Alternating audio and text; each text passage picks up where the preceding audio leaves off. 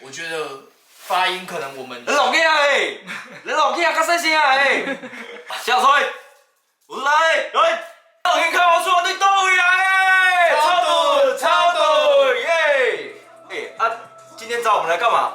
今天我们要来聊我们的音乐，聊音乐。今天要教台语，因为全台只剩下22.3%的年轻人会讲台语， 22.3%是安怎？所以是70%的人会讲台语，所以70%人不会讲台语。你是怎样？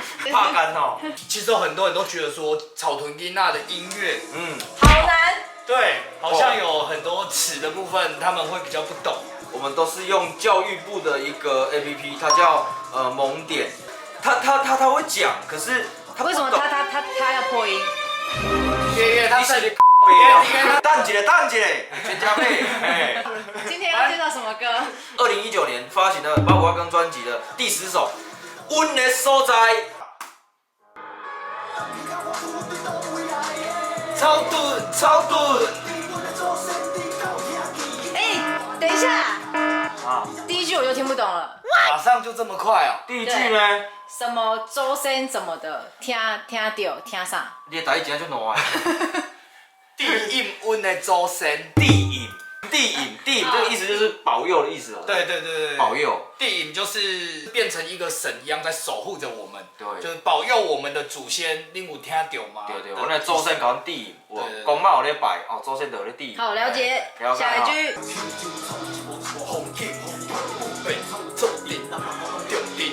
举手。什么中鼎？南投经济中心唯一草屯中正。草屯的中正路是我们草屯最热闹的一条路，然后那个前面的那个南投经济中心呢，是因为中部自古以来贸易的一个交通重镇，所以大家不管南北跑都一定会经过草屯。继续哦 ，Let's go。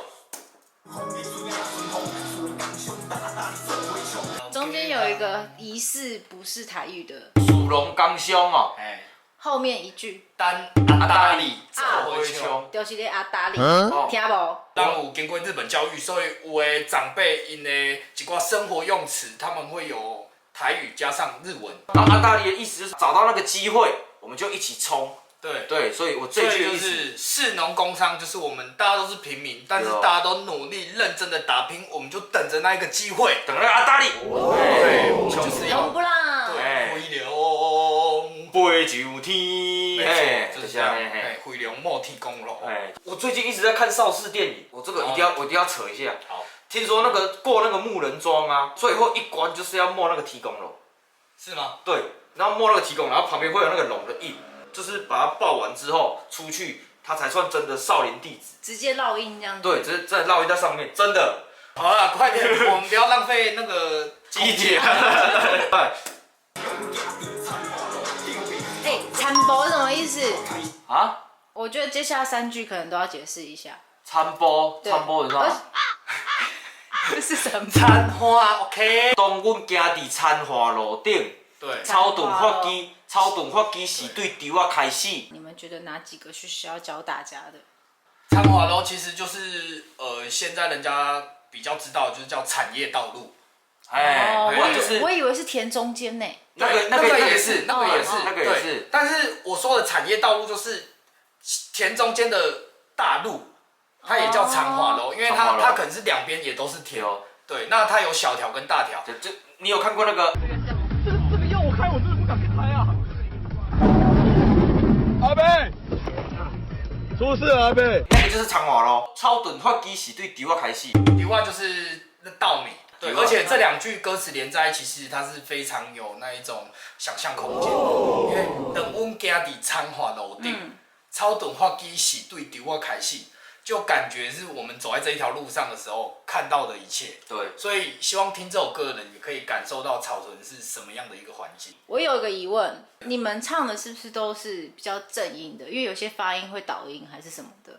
一声跟一声就无共啊。因为就像阿昌刚唱的那个一心跟一心，如果你因为一个音不一样，它整个意思就不一样了。对，所以一定要把字唱正。所以你们在创作过程当中，应该会再多一些困扰吧？很困扰，非常困扰。对，因为假如这个音哆来咪发嗦，不管是哪一个音，但是这个如果你想要这样的配置的话，你必须在那个音上面找到一个适合正确的字，对适合发音的这个字，对对，不然你随便唱它就倒音的。对啊，就是一个台语很难的地方啊。后面还有一句说什么2014什么草屯怎样？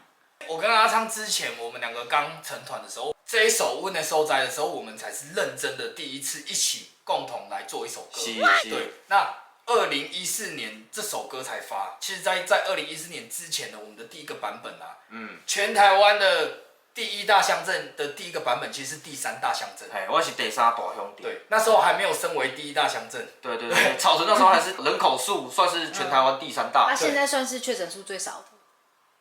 最近有中一个了，可是听说最近草屯好像升为草屯市，真假？假的。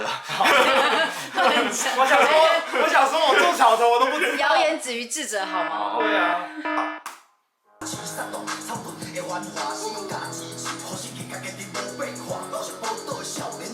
多谢报道的少年啊，因为其实这有一个双关，对，这是阿昌设计的一个双关语，跟温的收窄的这个歌名是一样的。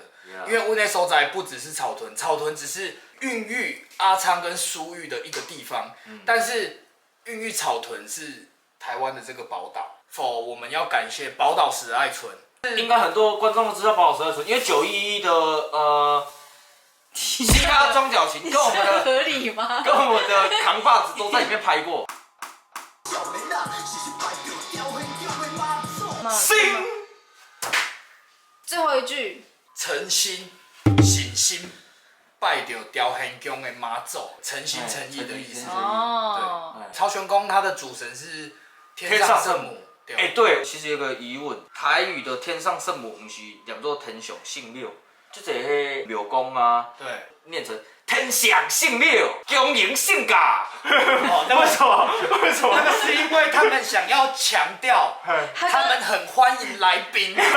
对，因为他们想要用这个口气，然后更强调你是我们宝贵的来宾。我真的好欢迎你明昌哦。原来是这样子哦。对，就是你来我很开心，所以他们才会表现出那个愉悦的口气，强调那个重音，重音啊，对，因为其实发音是一样的啊。对，只是他那个轻重音不一样嘛。天祥情绪，对，就像是最近防疫，那大家有没有看那个防疫中心在开会的时候，每个下午都会开会嘛？